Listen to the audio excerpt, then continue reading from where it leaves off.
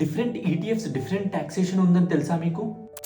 Equity ETFs ఇవి మేజర్గా stock మార్కెట్లోని ఈక్విటీలో ఇన్వెస్ట్ చేస్తాయి. Example Nifty 50, mid cap 50. వీటి taxation similar to share market investing. మీరు 12 మంత్స్ కంటే తక్కువ హోల్డ్ చేస్తే 20% short term capital gain tax pay చేయాలి. 12 మంత్స్ కంటే ఎక్కువ హోల్డ్ చేసి సేల్ చేస్తే long term capital gain tax pay చేయాలి.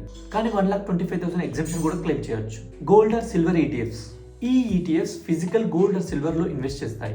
వీటిని కొని మీరు విత్ ఇన్ 12 మంత్స్ లో సెల్ చేస్తే మీరు మీ ట్యాక్స్ స్లాబ్ రేట్ ప్రకారం ట్యాక్స్ పే చేయాల్సి ఉంటుంది. కానీ ఒకవేళ మీరు 12 మంత్స్ తర్వాత సెల్ చేస్తే మీరు 12.5% పే చేయాల్సి ఉంటుంది. దీనికి ఈక్విటీ లాగా 1,25,000 ఎగ్జెంప్షన్ ఉండదు. డెట్ ఈటీఎఫ్స్ ఇవి మేజర్ గా debt instruments like corporate bonds, treasury bills వీటిలో ఇన్వెస్ట్ చేస్తాయి.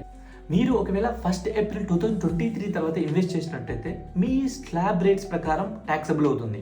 అదే మీరు 1 ఏప్రిల్ 2023కి ముందు ఇన్వెస్ట్ చేస్తే మీ holding period less than 12 months అయితే స్లాబ్ రేట్స్ ప్రకారం ట్యాక్సబుల్ అవుతుంది. అదే మీ holding period more than 12 months అయినట్టయితే మీరు 12.5% ట్యాక్స్ పే చేయాల్సి ఉంటుంది. దీనిలో 1.25 lakh ఎగ్జెంప్షన్ ఏమీ ఉండదు. ఈ ఈటీఎఫ్స్ పై మీకు ఏదైనా డివిడెండ్ వచ్చినట్టయితే అది మీ స్లాబ్ రేట్ ప్రకారం ట్యాక్సబుల్ అవుతుంది.